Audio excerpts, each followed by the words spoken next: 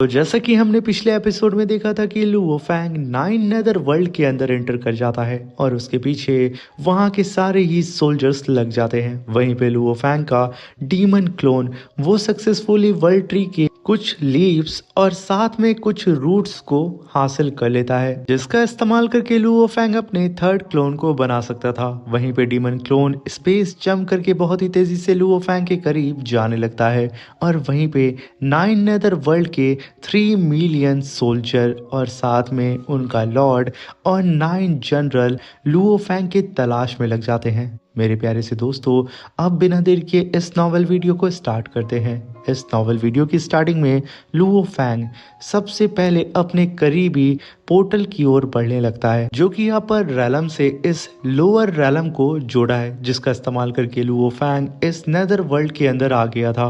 वहाँ पे कई सारे पोर्टल्स होते हैं, इसलिए लुओ फैंग सबसे करीबी पोर्टल की तरफ बढ़ने लगता है। वहीं पे बबाता कहती है कि लुओ फैंग बहुत बुरी खबर है, कई सारे इनफैक्ट मिलियन सोल्जर्स तुम्हारी तरफ बढ़ रहे हैं, जल्द से जल्द यहाँ पे डीमन क्लोन के करीब पहुंचो। डीमन क्लोन भी अब ये बात सुन करके काफी शॉक्ड होता है और वो अपनी रफ्तार को बढ़ा देता है और तुरंत नाइन नेदर सी के अंदर एंटर करके लुओ फैंग के करीब आ जाता है, जहाँ पे हम देखते हैं कि सक्सेसफुली यहाँ पे लुओ फैंग ने अपने डीमन क्लोन को ढूंढ लिया था, जो कि तुरंत उसके बॉडी यूनिवर्स के अंदर चला जाता है और वहीं पे लुओ फैंग तुरंत जमीन के अंदर जाकर के खुद को छुपा लेता है। और तभी हम देखते हैं कि लुओ फैंग ने यहाँ पे क्लोनिंग को स्टार्ट कर दिया था, जहाँ पे बबाता अब इसकी इंचार्ज होती है। तभी हम देखते हैं कि बबाता उन सारी ही वर्ल्ड ट्री की लीफ और रूट्स को लेती है और एक एग के अंदर डाल देती है और साथ में बबाता ने यहाँ पे कई सारे पावरफुल एलियंस के जेनेटिक्स को भी ले लिया होता है। ऑलरेडी लुओ फैंग के पास जर्ग की क्वीन एरिना और भी कई सारे पावरफुल सर्वेंट्स होते हैं, जिनका यहाँ पे बबाता ने उन सभी लोगों का बारी बारी करके जेनेटिक ले लिया होता है और उन सारे के जेनेटिक्स को रिफाइन करके बबाता ने सीधा ही लुओ फैंग के क्लोन के अंदर डाल दिया था, जहाँ पे हम देखते हैं कि वो क्लोन बहुत ही तेजी से आसपास के एटमॉस्फेयर के भी ऑरा को अपने अंदर एब्जॉर्ब करने लगता है, यानी कि नाइन नेदर वर्ल्ड के ऑरा को भी।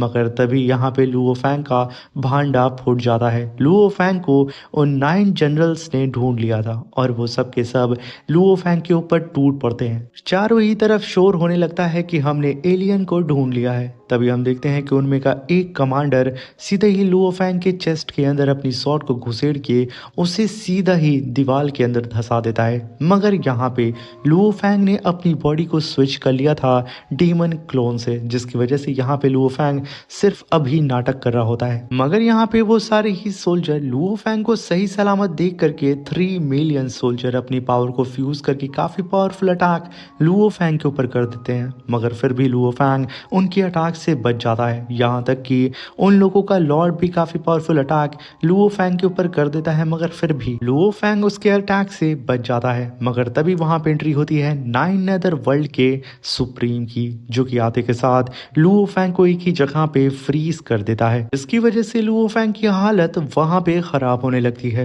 मगर वहीं पे लुओ फैंग से वो सुप्रीम कहता है कि तुम ह्यूमन अच्छी तरीके से जानते हो हमारे वर्ल्ड के रूल के बारे में, मगर फिर भी तुमने हिम्मत दिखाई हमारे रूल को ब्रेक करने के लिए। मुझे लगता है कि तुम यहाँ पे मरने की ख्वाहिश लेकर के आए हो, जिसे मैं यहाँ पे पूरा करूंगा। ये कहने के साथ वो लुओ फैंग को टॉर्चर करने लगता है और वहीं पे हम लुओ फैंग की आईज के अंदर देखते हैं, जहाँ पे बबाता लुओ फैंग से कहती है कि बस लुओ फैंग थोड़ी देर और सरवाइव कर लो, इन सब के बाप अपीयर होने वाले हैं।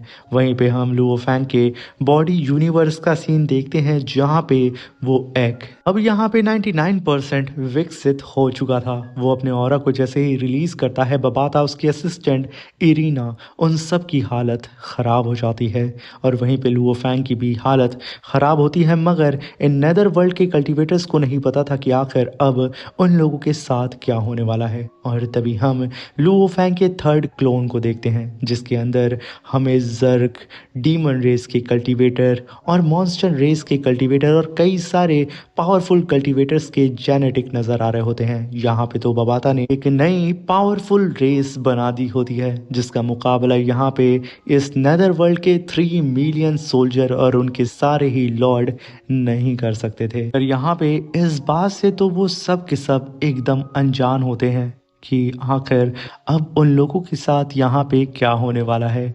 वहीं पे लुओ फैंग की हम चेहरे पे एक हल्की सी मुस्कान देखते हैं जिसे देख कर के वो सुप्रीम थोड़ा हैरान होता है। और इसी के साथ ये शानदार सा एपिसोड भी यहाँ पे ख़त्म होता है। अब मिलते हैं इसके नेक्स्ट एपिसोड में। Thank you for watching, bye bye, take care.